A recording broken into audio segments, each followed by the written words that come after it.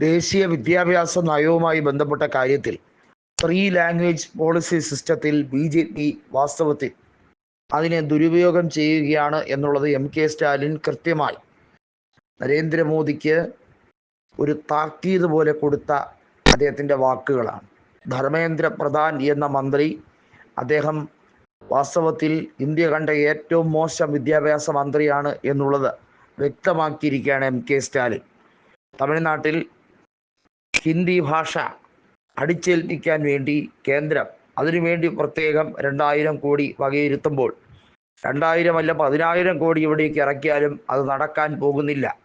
നരേന്ദ്രമോദിയുടെയും അമിത്ഷായുടെയും മനസ്സിലിരിപ്പ് കയ്യിൽ വെച്ചാൽ മതി എന്നുള്ള രീതിയിലാണ് MK സ്റ്റാലിൻ അദ്ദേഹം വാക്കുകൾ പറഞ്ഞിരിക്കുന്നു. നമുക്കറിയാം, തമിഴ്നാട്ടിൽ അവിടെ ദ്രാവിഡ മണ്ണിൽ തമിഴും അതുപോലെ സെക്കൻഡ് ലാംഗ്വേജിന് പുറമെയായി മറ്റൊരു ഭാഷ, അത് അവിടെ കൂടുതലായി കേന്ദ്രം ഊന്നൽ നൽകുന്നത് ഹിന്ദി ഭാഷയാണ്.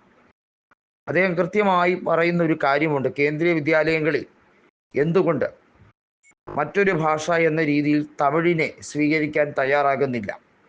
രാജസ്ഥാനിലും മറ്റുമൊക്കെ അത് കണ്ടതാണ്. അത്തരത്തിൽ ഒരു സംസ്ഥാനത്തും തമിഴ് പഠിപ്പിക്കാൻ തയ്യാറാകാത്തതിൻ്റെ പ്രത്യേകത എന്തുകൊണ്ടാണ്? ദ്രാവിഡരോടുള്ള ആര്യവംശജരുടെ തനതായിട്ടുള്ള കുടിപ്പകയാണോ ഇതിന് കാരണം എന്നുള്ള വലിയ ചോദ്യം സ്റ്റാലിൻ ചോദിക്കുകയാണ്. കൃത്യമായും ഉത്തരേന്ത്യയിൽ പല ഭാഷകളെയും ഇപ്പോൾ അപ്രസക്തമാക്കിക്കൊണ്ട് ഹിന്ദി ഭാഷ അവിടെ അടിച്ചേൽപ്പിക്കുകയാണ് ചെയ്തത്. ഉത്തർപ്രദേശിലായിരുന്നാലും ബീഹാറിലായിരുന്നാലും അവിടെ ഉണ്ടായിരുന്ന പ്രാദേശിക ഭാഷകളെല്ലാം തന്നെ മൺമറഞ്ഞു പോയിരിക്കുന്നു. 25-ലധികം പ്രാദേശിക ഭാഷകളുമായി ബന്ധപ്പെട്ട കാര്യം സ്റ്റാലിൻ എടുത്തു പറഞ്ഞു. ഇത് എല്ലാ സംസ്ഥാനങ്ങളുടെ കാര്യത്തിലും വ്യക്തമാണ്.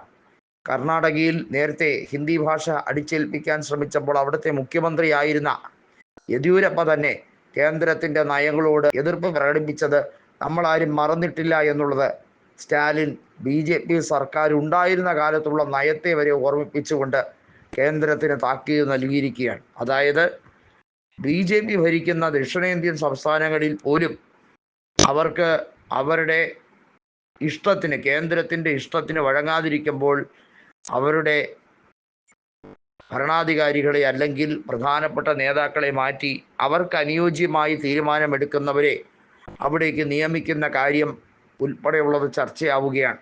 യെദ്യൂരപ്പയെ പല രീതിയിലും കേന്ദ്രവുമായുള്ള അഭിപ്രായ വ്യത്യാസത്തിൻ്റെ പേരിലാണ് മാറ്റിയത് എന്നുള്ളത് ഒരു മുഖ്യമന്ത്രിയായ തനിക്ക് ബോധ്യമുള്ള കാര്യമാണ് എന്നുള്ളത് സ്റ്റാലിൻ പറഞ്ഞു. BJP സർക്കാർ ദക്ഷിണേന്ത്യയിൽ ആദ്യമായി വന്നത് കർണാടകയിൽ തന്നെയാണ്. കർണാടകയിൽ യെദ്യൂരപ്പയുടെ ഒരൊറ്റ ബലം കൊണ്ടാണ് BJP കർണാടകയിൽ ഇത്രയധികം വളർന്നത്. എന്നാൽ യെദ്യൂരപ്പ ഒരിക്കലും കേന്ദ്രത്തിൻ്റെ നയത്തെ അംഗീകരിച്ചിരുന്നില്ല എന്നുള്ളത് വാസ്തവമാണ് എന്നുള്ളതാണ് അദ്ദേഹം വീണ്ടും വീണ്ടും പറയുന്നത്.